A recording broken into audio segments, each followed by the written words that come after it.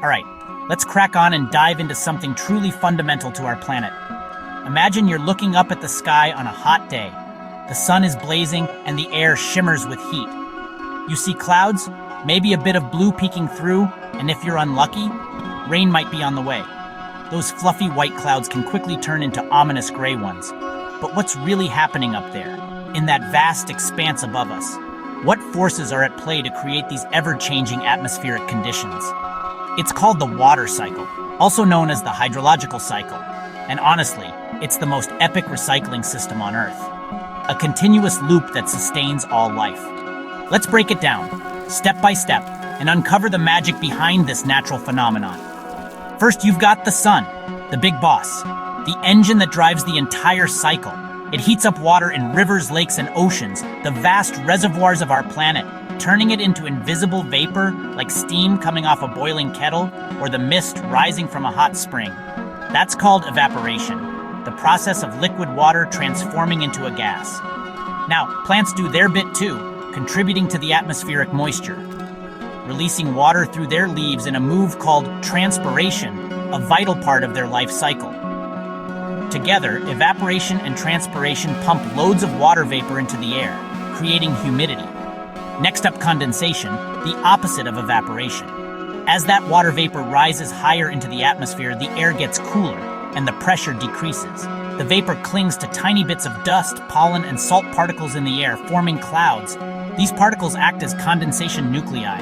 Imagine loads of tiny droplets crowding together, sticking to those particles. That's your cloud, a visible mass of water droplets or ice crystals suspended in the atmosphere. And when enough droplets join forces, becoming too heavy to stay suspended, you get precipitation. Fancy word for rain, snow, sleet, or even hail, all forms of water falling from the sky. Basically, water falling back down to the Earth's surface, completing a crucial stage of the cycle.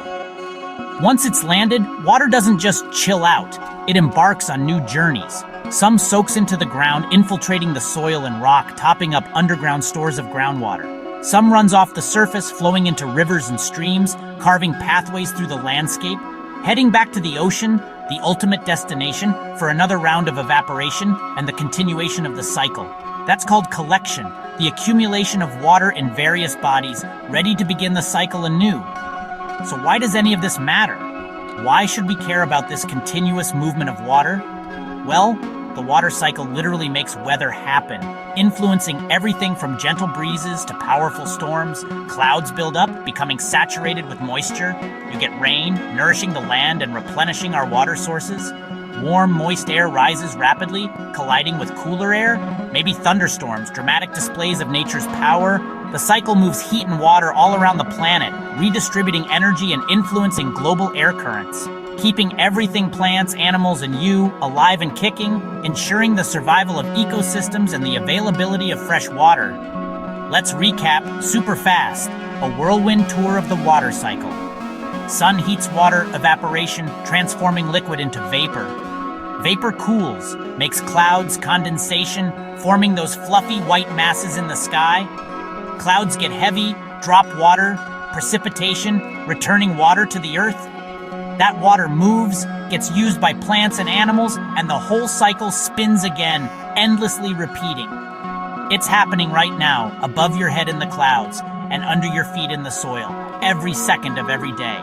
Next time you see a cloud drifting by or get caught in a refreshing rain shower, just remember, you're part of the Earth's ultimate science trick, a vital component of this amazing natural process. Cheers for watching, and don't forget to look up and appreciate the wonders of the water cycle.